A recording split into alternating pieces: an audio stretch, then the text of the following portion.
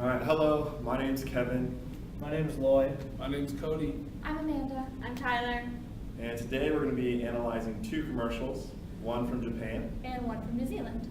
So when you think about Japan, one aspect of their culture is time orientation. In fact, they're one of the highest, most strict countries when it comes to being on time. In Japan, their masculinity score is very high. In the sense that simply means they're very competition-based. They love the competition. They strive to be the best. The main thing in Japan is if you're not the best, you're the worst. And everyone in that culture strives to be the best that they can possibly be, especially in an organizational setting. And in Japan, they have a relatively low power distance, which means they're a little more formal than we are in the US, but they're not on a complete first-name basis. Now, Japan ranks really high on the uncertainty of witness scale. If we look back in the past, we can see why. They have a notorious history of natural disasters. With this being said, they want to be well prepared for the past. Another thing Japan is notoriously known for is their collectivism. Collectivism is the idea of working together as a group to achieve a common goal. Now, collectivism compared to the US is a very individualistic culture, as we well know. A lot of people want to get everything achieved by themselves, and they want to be the best they can by themselves without much help from others, unless they will use those others to get to the top and then push them aside. Now, Japan, on the other hand, Japan is everything in a group. They strive to be the best in their group. No one reaches above and beyond that one group. And especially in organizational settings, everyone collaborates together to put that one organization to the top and the best that they can be. And now we have this ad from PlayStation. Be sure to look for all 5 factors in our app. 夏だもん冒険してもいいよね冒険するなら未知の惑星行くぞ冒険冒険無料で始められるファンタシースターオンライン2で京都だこっちも冒険プレイステーションビータ So I hope you enjoyed that commercial. I'm going to be talking about a few things about that commercial that relate back to Japan culture and sort of break it down by what they use and what advertising techniques they use. So if you notice right away, we get that idea of collectivism. So instead of being alone, even as a group, the idea is for the professor and those people who came in and burst in and interrupted them, they want to sweep them up and take them and go play together and be together as a group. Another thing you'll see is this idea of technology and video games being very important to Japan culture, even so much where it breaks the barrier of hierarchy. Because the man who came down, put that helmet on, that's actually, this is a string of ads, and that is an actual teacher of a classroom. And so he is sort of coming down, and we'll see that the ability to move up and down between the class systems, or not the class systems, but the social rankings, that he comes down and he sort of talks to his students like he's a friend, and he takes them, and they go and play video games. Another thing you'll see is sort of the abstraction, like they were swimming.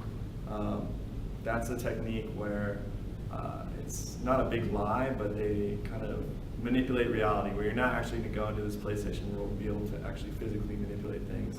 And they were actually even the ones who were cutting away and doing the action. So this is a version of the big lie. It could be hyperbole. So I hope you saw that. And another thing that you could have noticed is that they were all having fun. And that's something that advertisers push for all the time in ads like this. And so yeah, I hope you noticed all that.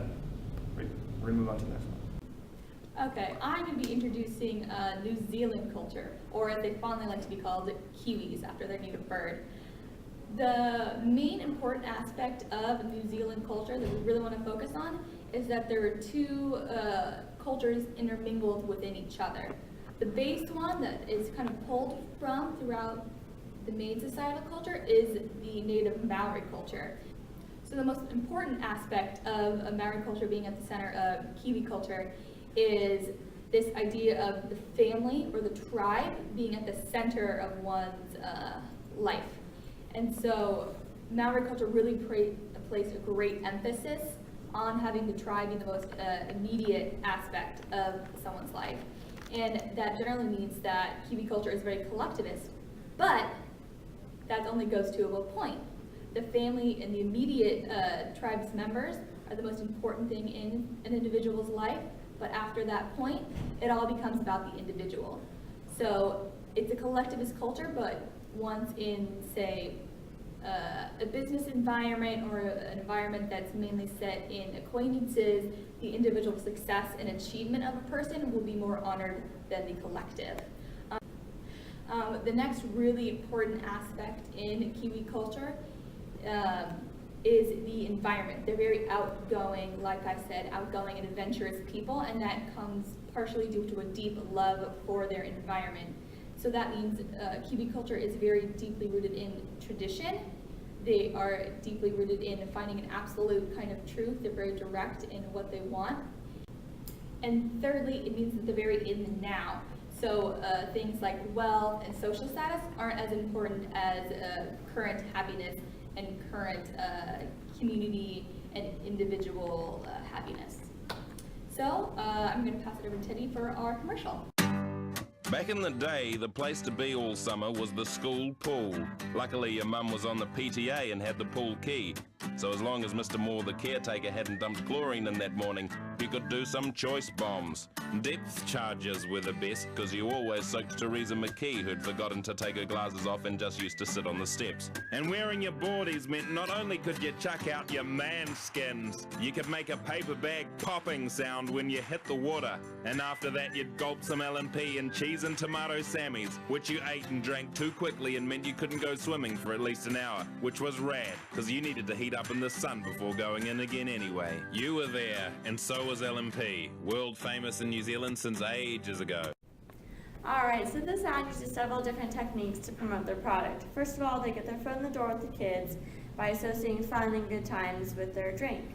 Then they use nostalgia with the parents to promote their drink even further. The parent has a choice to drink one drink, to buy one drink, or the other drink. They're going to choose L&P because they have fond memories of their childhood. And they also use group acceptance, which all the kids see that other kids are having fun with this drink, they're drinking it, they're eating Sammys, and they have their L&P. They also use likingness, so the kids see other kids that they can relate to that are drinking this, and again, having fun times with it is really a big, strong promoter.